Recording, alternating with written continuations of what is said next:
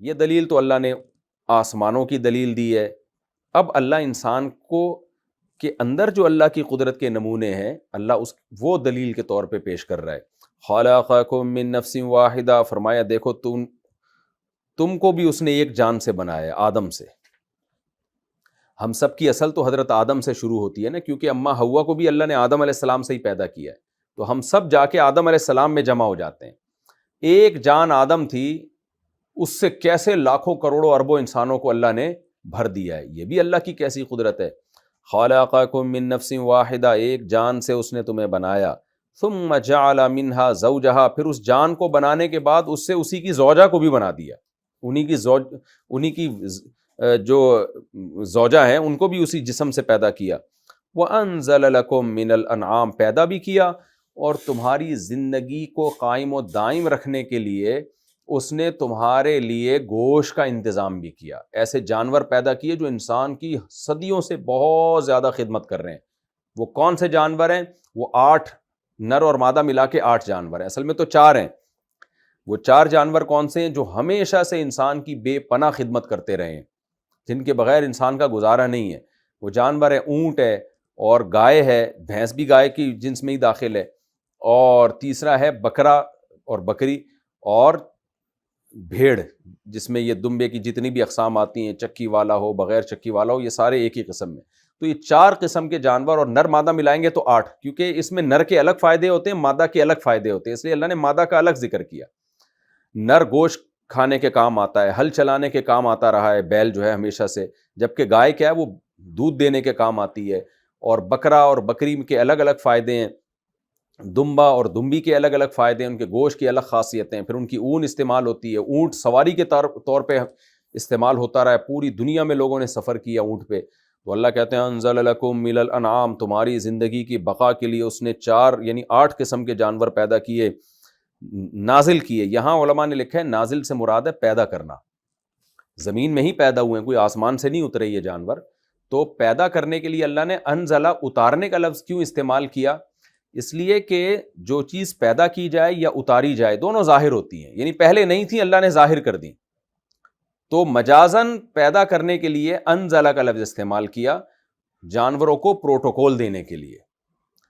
کیونکہ انزلہ کے لفظ میں جو ہے نا اس میں عزت زیادہ ہے. نزیل مہمان کو کہتے ہیں جو کسی گھر میں نازل ہوتا ہے، حالانکہ وہ بھی کوئی آسمان سے نازل نہیں ہوتا، لیکن آتا تو گھر کے دروازے سے ہی ہے، لیکن اس کے لیے عربی میں نزیل کا لفظ استعمال ہوتا ہے، اس کو رسپیکٹ دینے کے لیے. تو اللہ نے بھی ان جانوروں کو ایک طرح سے رسپیکٹ دی ہے، اس لحاظ سے کہ یہ انسان کی زندگی کی بقا کا بہت بڑا ذریعہ ہے. دنیا کی ہر قوم، ہر مذہب والے لوگ گوشت میں ان 4 جانوروں کا بے تحاشا استعمال کرتے رہے ہیں. حتیٰ کہ جو گوشت خور نہیں بھی ہے نا، جو ویجیٹیرین ہے، وہ بھی ان جانوروں کا دودھ اور اون استعمال کرتے رہے ہیں. تو اللہ کہتے ہیں پیدا کیا بھی کتنی قدرت سے، اور تمہارے لیے زندگی کے لیے کیسا بہترین اس نے انتظام کیا ہے. یخلقکم فی بطون امہاتکم، ایک آدم سے بنایا، اور اس کے بعد تمہاری ماں کے پیٹ میں تمہیں کیسے بناتا ہے؟ وہ پیدا کرتا ہے تمہیں، بناتا ہے تمہیں تمہاری ماؤں کے پیٹوں میں، یعنی ماں کے پیٹ میں، کیونکہ سب کو خطاب ہے تو اس لیے جمع کا لفظ استعمال کیا گیا. خلقا من بعد خلق، ایک تخلیق کے بعد دوسری تخلیق، یعنی نت نئی اور متنوع قسم کی تخلیق میں. متنوع قسم کی تخلیق کا مطلب تھوڑی گاڑی اردو ہے. اس کو سورہ حج میں اللہ نے بتایا نا کہ یا ایھا الناس ان کنتم فی ریب من البعث فانا خلقناکم من تراب ثم من نطفہ، تم مٹی سے نطفہ بنتے ہو، پھر تم جمے ہوئے خون میں تبدیل ہو جاتے ہو، یہ ایک نئی تخلیق ہے. پھر جمے ہوئے خون کو اللہ تعالیٰ گوشت میں تبدیل کر دیتا ہے، یہ ایک نئی تخلیق ہے. اسی میں ہڈیاں پیدا ہوتی ہیں، ایک نئی تخلیق ہے. پھر بچہ بن کے باہر آ جاتا ہے، بالکل ایک ڈیفرنٹ چیز بن جاتی ہے. تو یہ ہے تدریجاً مختلف مراحل میں، اور ہر مرحلہ دوسرے سے بالکل ڈیفرنٹ ہے، بالکل اس سے بہت زیادہ فرق ہے دونوں مرحلوں میں. تو اس طرح سے تمہیں پیدا کرتا ہے فی ظلمات ثلاث، 3 اندھیروں میں. 3 اندھیرے کیا ہیں؟ ایک ماں کے پیٹ کا اندھیرا، ایک رحم کا اندھیرا، یعنی پیٹ کے اندر بھی نہیں ہوتا بلکہ پیٹ کے اندر رحم ہے، اس رحم میں ہوتا ہے. پھر رحم کے اندر ایک جھلی ہوتی ہے جس میں بچہ لپٹا ہوا ہوتا ہے. تو یہ 3 پرتیں ہیں جن کو قرآن 3 اندھیروں سے کہہ رہا ہے، کیونکہ یہ لائٹ آنے سے رکاوٹ بنتی ہے نا، یعنی جتنے پردے ہوں گے تو اتنا ہی زیادہ اندھیرا ہوگا. تو ایسے اندھیروں میں جہاں ذرہ برابر روشنی نہیں ہے، اور پروڈکٹ کیا تیار ہو رہی ہے. آپ بتائیں کسی فیکٹری میں لائٹ چلی جائے تو کچھ چیز تیار ہو سکتی ہے؟ اس میں کچھ بھی تیار نہیں ہوتا، سارے مزدور ہاتھ پہ ہاتھ رکھ کے بیٹھ جائیں گے۔ اللہ کہتے ہیں اتنے گھپ اندھیروں کے اندر جہاں ماں کو بھی نہیں پتا ہوتا کیا ہو رہا ہے، اور میں ایسی شاہکار مخلوق تیار کر رہا ہوتا ہوں جس کو انسان کہا جاتا ہے، چلتا پھرتا دیکھتا بولتا ایسی مخلوق۔ تبھی اللہ نے کہا ذالکم اللہ ربکم، یہ ہے اللہ تمہارا رب۔ ایتھیس اور ملحد کہتے ہیں نا خدا ہمیں نظر نہیں آتا، پتہ نہیں کہاں ہے، آئے نا کہاں ہے، جو چیز نظر نہیں آتی ہم اس پر ایمان نہیں لے کر آئیں گے۔ اللہ کہتے ہیں یہ ہے تمہارے سامنے، یہ نظر کیوں نہیں آ رہا تمہیں؟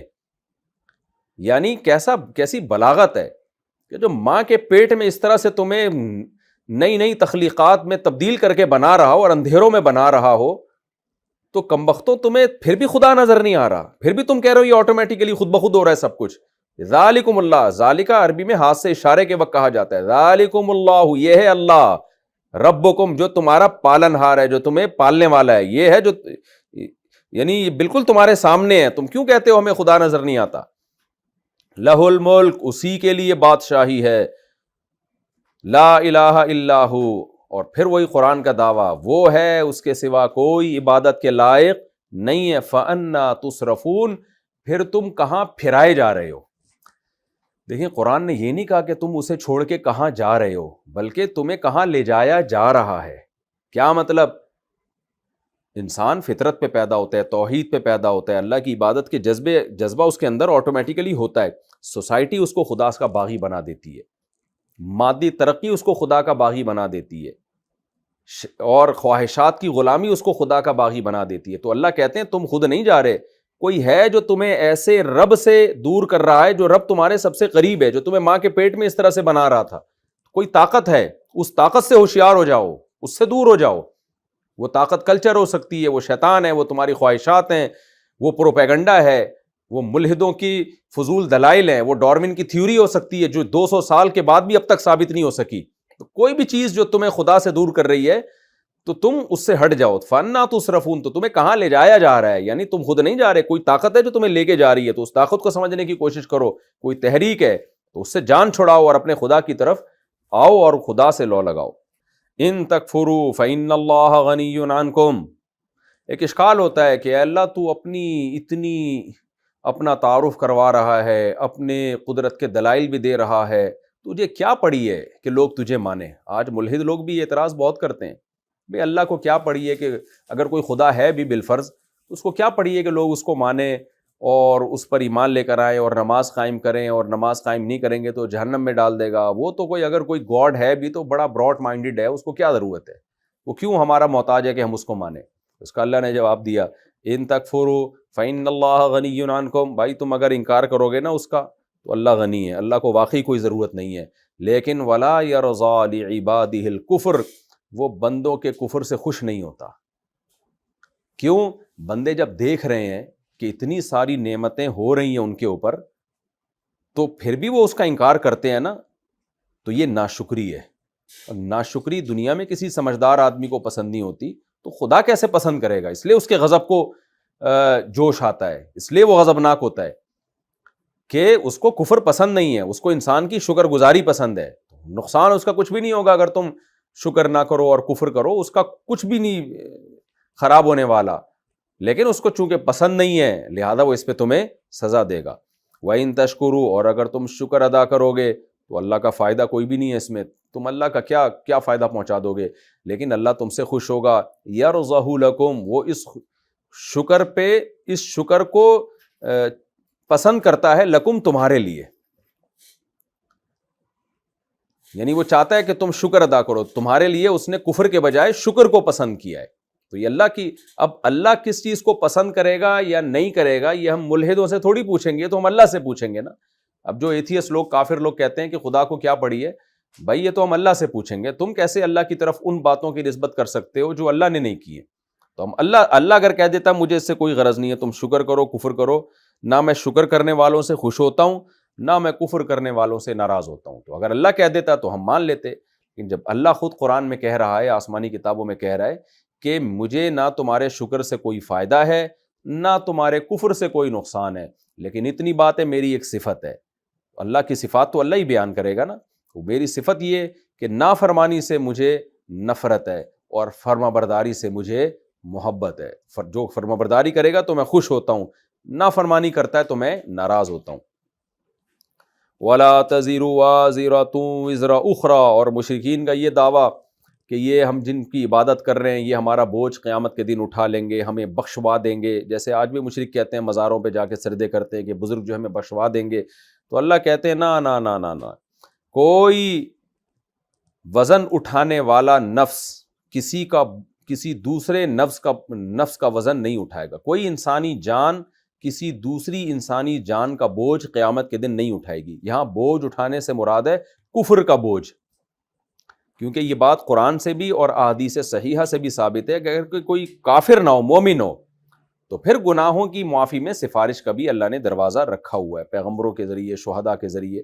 تو کچھ لوگ ہوں گے جو جہنم میں جائیں گے لیکن پھر سفارش کی وجہ سے ان کی سزا میں تخفیف ہوگی. کچھ لوگ ایسے ہوں گے اہل ایمان میں سے کہ ان کے کچھ گناہ تھے لیکن وہ کسی کی سفارش کی وجہ سے ہو سکتا ہے وہ گناہ ہی اللہ معاف کر دے. تو یہ تو پھر قیامت میں اس کی تفصیل تو میں کئی بار بیان کر چکا ہوں. تو قرآن کی آیت کی ایسی تفسیر کی جائے گی نا دوسری آیتوں سے ٹکرا نہ رہی ہو. اس لیے تمام علماء کا جو اہل سنت والجماعت کا اس پر اجماع ہے کہ یہاں مراد ہے جو کافر ہے نا, جو مشرک ہے, جو کیونکہ وہ کفر کرتے تھے یہ کہہ کے کہ یہ ہمیں بخشوا دیں گے, تو اللہ کہتے ہیں میرا انکار کر کے آؤ گے تو بخشش کا دروازہ بند ہے, پھر کوئی تمہارا بوجھ نہیں اٹھائے گا, یہ کفر والا بوجھ. تو اس لیے ایمان تمہیں لانا پڑے گا. وَلَا تَزِرُ وَازِرَةٌ وِزْرَ أُخْرَى ثُمَّ إِلَىٰ رَبِّكُمْ مَرْجِعُكُمْ, پھر تم نے جانا اپنے رب ہی کی طرف ہے. فَيُنَبِّئُكُمْ بِمَا كُنتُمْ تَعْمَلُونَ, جو کچھ تم عمل کر کے آئے وہ تمہیں اس کی خبر دے دے گا. إِنَّهُ عَلِيمٌ بِذَاتِ الصُّدُورِ, وہ سینوں کے بھیدوں سے بھی واقف ہے. تو جو تمہارے سینوں کے راز سے بھی واقف ہو وہ تمہاری بدعملی سے واقف نہیں ہوگا کیا؟ وَإِذَا مَسَّ الْإِنسَانَ ضُرٌّ, دیکھیں اللہ نے توحید کے کتنے بہترین دلائل دیے. اس کی بھی دلیل اللہ نے دے دی کہ اولاد اللہ کی نہیں ہے, کیسی بہترین دلیل دی. پھر اللہ نے اس کی بھی دلیل دی کہ یہ لوگ جو کہتے ہیں کہ ہم ان بتوں کی عبادت کرتے ہیں تاکہ ہمیں اللہ کا قرب ملے, اللہ نے اس کی بھی نفی کر دی کہ تم نے خود سے کیسے گڑھ لیا. اب اللہ ایک اور دلیل دے رہے ہیں جس کو الزامی دلیل کہا جاتا ہے. الزام کا مطلب یہ ہوتا ہے ایک آدمی دلیل مان نہیں رہا تو ہم کہتے ہیں فلاں موقع پر تو تم اسی دلیل کے بیس پہ یہ عمل کر رہے تھے, تو اس وقت یہ دلیل نہیں تھی کیا؟ یعنی کوئی جیسے اس کی مثال ہے کوئی آدمی چوری کے خلاف بات کر رہا ہو, چوری بری چیز ہے, تو لوگ کہتے ہیں اگر اتنی بری ہے تو خود کیوں چوری کر رہا تھا بھائی, تو اس وقت تو جو ہے جب تجھے موقع ملا تو نے چوری کی, اس کا مطلب تیری نظر میں چوری بری نہیں ہے. تو یہاں بھی اللہ نے اب یہ اس طرح سے مشرکین پہ رد کیا کہ تم ان بتوں کو مانتے ہو کہ اللہ نے ان کو اختیارات دیے ہوئے ہیں, لیکن جب کوئی عذاب میں پھنستے ہو نا تو تمہارا ضمیر کہتا ہے کہ یہ کچھ نہیں کر سکتے, اس وقت تم خالصتاً اللہ کو پکارتے ہو. اس وقت کیوں پکارتے ہو؟ پھر اس وقت بھی انہیں کو پکارا کرو نا. جیسے جب قرآن میں آتا ہے نا وَإِذَا غَشِيَهُمْ مَوْجٌ كَالظُّلَلِ, سمندر کی سفر میں ہوں اور چاروں طرف سے طوفان گھیر لے, تو اب ان کو پتا ہے کہ بھائی اب سچی مچی میں ہی مانگنا ہے تو اب وہ اللہ ہی دے گا, یہ نہیں دے سکتے, یہ کیا کریں گے ہم. تو ایسے عذاب میں تو تم اللہ ہی کو پکارتے ہو. تو اس کا مطلب تمہارے دل میں بھی یہ بات ہے کہ یہ کچھ بھی نہیں کر سکتے, تو کیوں باپ دادا کی اندھی تقلید میں جہنم کی آگ خرید رہے ہو پھر؟ تو اس لیے اللہ نے فرمایا وَإِذَا مَسَّ الْإِنسَانَ ضُرٌّ, جب انسان کو کوئی مصیبت پہنچتی ہے دعا ربہ منیبا الیہ, وہ اپنے رب کو پکارتا ہے اسی کی طرف متوجہ ہو کے, بھول جاتے ہیں ان بتوں کو. ثم اذا خولہ نعمتا منہ, پھر جب اللہ اس کو نعمت عطا کر دیتا ہے اپنی طرف سے, نسی ما کان یدعو الیہ من قبل, تو بھول جاتا ہے جس کی طرف وہ پہلے پکار رہا تھا, یعنی اس مصیبت کی طرف اللہ کو پکار رہا تھا یا خود اس اللہ کو پکار رہا تھا, یہ سب بھول جاتا ہے. یعنی یدعو ما کان یدعو الیہ من قبل سے مراد ما سے مراد اللہ بھی ہو سکتا ہے اور وہ مصیبت بھی ہو سکتی ہے نا. تو مصیبت کو پکارنے کا مطلب اللہ کو پکار رہا ہے مصیبت کی طرف. تو وہ بھول جاتا ہے, یعنی دوبارہ شرک پہ آ جاتا ہے, بھول جاتا ہے کہ میں نے تو اس وقت صرف اللہ کو پکارا تھا, اس کا مطلب مصیبت دور صرف اللہ ہی کر سکتا ہے. تو اللہ کہتے ہیں اس وقت بھول جاتا ہے. وَجَعَلَ لِلَّهِ أَنْدَادًا, اور ٹھہرا لیتا ہے اللہ کے لیے دوبارہ سے شریک, پھر آ جاتا ہے اپنے انہی معبودوں کے سامنے جھکنے کے لیے. لِيُضِلَّ عَنْ سَبِيلِي, یہ سب اس لیے کر رہا ہوتا ہے تاکہ لوگوں کو اللہ کے راستے سے روکے. ہونا تو یہ چاہیے تھا, یہ کہتا کہ لوگوں جب میں مصیبت میں تھا میں نے ان کو پکارا کوئی بھی کام نہیں آیا, میں نے اللہ کو پکارا اس وقت, اس کا مطلب اللہ ہی کام کر سکتا ہے, تو لوگوں کو سیدھے راستے پہ لاتا نا. لیکن دوبارہ آ کے بت پرستی کے راستے پہ لگ جاتا ہے, تو اس کے عمل کو دیکھ کے لوگ اور گمراہ ہوتے ہیں کہ یہ آدمی مصیبت سے نکل کے بھی ان بتوں میں الجھا ہوا ہے، اس کا مطلب یہ کانفیڈنٹلی ان بتوں کو مانتا ہے، تو اس کا مطلب ہوگا ان بتوں میں کچھ اور ان معبودوں میں بھی کچھ جان ہے۔ تو اللہ کہتے ہیں تمہارے اس عمل سے انسان گمراہ ہوتے ہیں، تو جب گمراہ ہوتے ہیں تو پھر اس کی سزا بہت سخت ہے۔ وہ کیا ہے؟ قل تمتع بکفرک قلیلا، اے نبی اس سے کہہ دیجئے تو اپنے کفر سے فائدہ اٹھا لے چند دن۔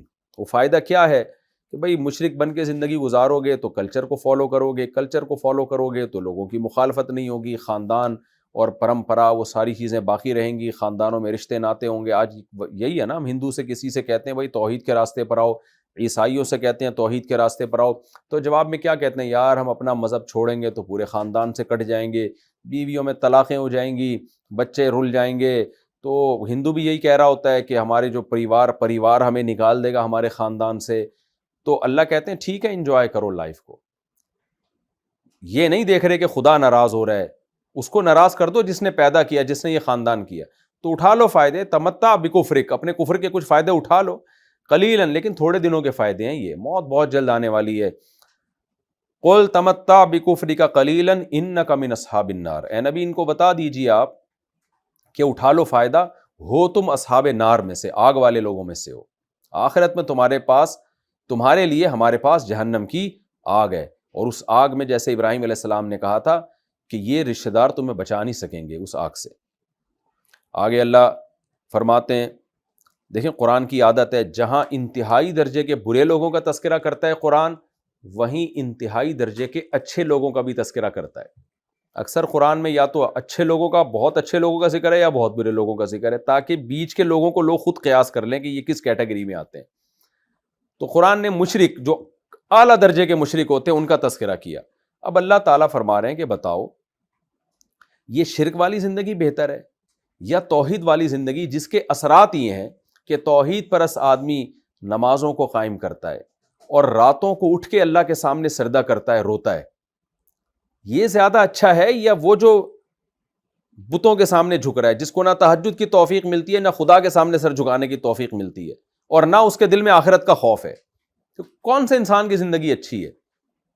یعنی اس کی مثال ایسے ہے نا، جیسے ایک شخص چوری کرتا ہو، پکڑا جاتا ہے، ذلیل ہوتا ہے، ہم اس کو پہلے سمجھائیں کہ چوری بری چیز ہے، اس کی سمجھ میں نہ آئے تو ہم اس کو بتائیں دیکھو ایک آدمی ایمانداری سے تجارت کر رہا ہے، دیکھو اس کے حالات یہ ہیں، لوگ اس کو محبت سے دیکھتے ہیں اور اس پہ اعتماد کر کے معاملات کرتے ہیں، اور ایک چور ہے جس پہ لوگ صبح و شام اس کو برا بھلا کہتے ہیں، گالیاں دیتے ہیں، اس کی سوسائٹی میں عزت نہیں ہے، ہر وقت وہ خود بھی ڈپریشن ٹینشن میں رہتا ہے، تو بتاؤ دونوں میں سے کس کی زندگی اچھی ہے؟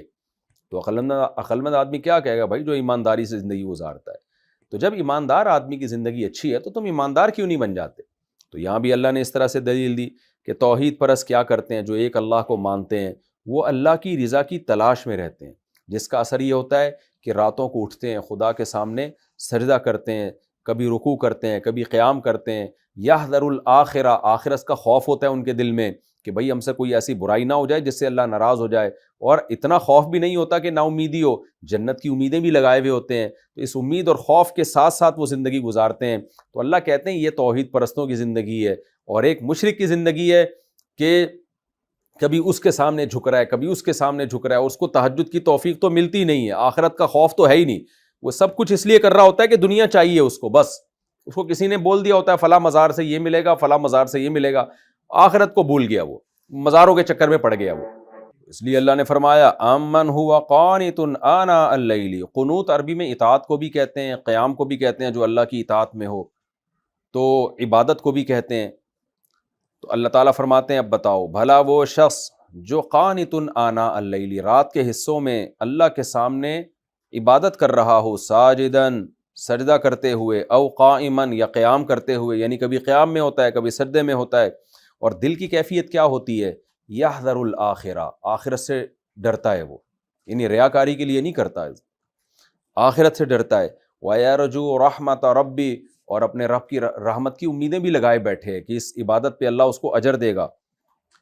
آگے اس کا جواب محذوف ہے، یعنی کیا بھلا یہ شخص برابر ہو سکتا ہے اس شخص کے جو ایسا نہ ہو، بلکہ وہ بتوں کے سامنے جھک رہا ہو، مزاروں پہ جا کے سجدے کر رہا ہو؟ اور میں نے بتایا نا، مشرک تو دنیا کے مفاد کے لیے شرک کرتا ہے، آخرت کا اس کے سامنے آخرت تو پیش نظر ہوتی نہیں ہے۔ تو کیا بھلا یہ برابر ہو سکتے ہیں؟ پھر اللہ نے ایک دوسرا عنوان سے اس بات کا تذکرہ کیا، قل هل يستوي الذين يعلمون، اے نبی آپ ان سے کہہ دیجئے کیا وہ لوگ جو جانتے ہیں، علم والے ہیں، برابر ہو سکتے ہیں، والذین لا يعلمون، اور وہ لوگ جو جانتے نہیں ہیں، کیا دونوں ایک جیسے ہو سکتے ہیں؟ یعنی تمہارے پاس، کیونکہ مشرکین تو جاہل ہیں، یہ صرف باپ دادا کی تقلید میں یہ سب کچھ کر رہے ہیں، علم کی بیس پہ نہیں کر رہے، تو جو کام علم کی بیس پہ نہ ہو وہ کبھی صحیح ہو سکتا ہے؟ ظاہر ہے نہیں ہو سکتا۔ وجہ اس کی یہ کہ عالم اور غیر عالم برابر نہیں ہو سکتے، جن کے پاس علم ہو اور علم نہ ہو وہ برابر نہیں ہو سکتے۔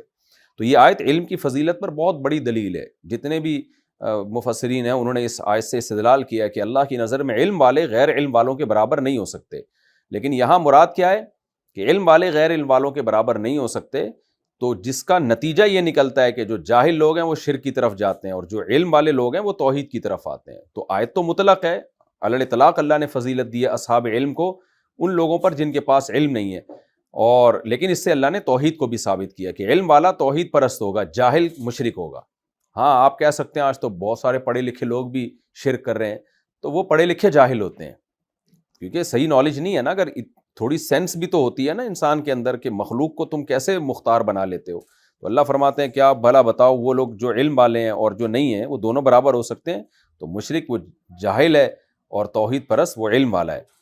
انما یتذکر اولو الالباب، پھر اللہ نے نبی کو تسلی دی کہ نصیحت صرف وہ لوگ حاصل کریں گے جو عقل والے ہیں، وہ یہ سب باتیں سن کے آ جائیں گے سیدھے راستے پر۔ جو بے عقل ہیں، اور میں نے دیکھا ہے مشرک بہت ڈھیٹ ہوتا ہے، جس کی طبیعت میں شرک ہے نا، آپ اس کو دلائل کے انبار لگا دو وہ ہلتا نہیں ہے۔ توہم پرستی کی دنیا میں ایسا جاتا ہے، شیطان اس کو ایسا گمراہ کرتا ہے۔ تو اللہ کا شکر ہے اللہ نے ہمیں توحید والے گھروں میں پیدا کیا، توحید کے ماحول میں پیدا کیا، توحید سے محبت اللہ نے ہمارے دلوں میں ڈالی ہے۔ یہ رکوع الحمدللہ ہمارا کمپلیٹ ہو گیا۔ اس رکوع میں ہمیں یہ بھی پتہ چلتا ہے اللہ کی قدرت کی بہت سے دلائل اور تہجد کی فضیلت بھی، کہ جب ہم توحید پر ہیں تو کچھ توحید پرستوں والے کام بھی تو کریں نا، فرض نماز پابندی سے پڑھیں، پھر تہجد کی بھی کوشش کریں، دعاؤں کی بھی کوشش کریں، وہ اعمال بھی کریں جو توحید پرستوں کے ہوتے ہیں۔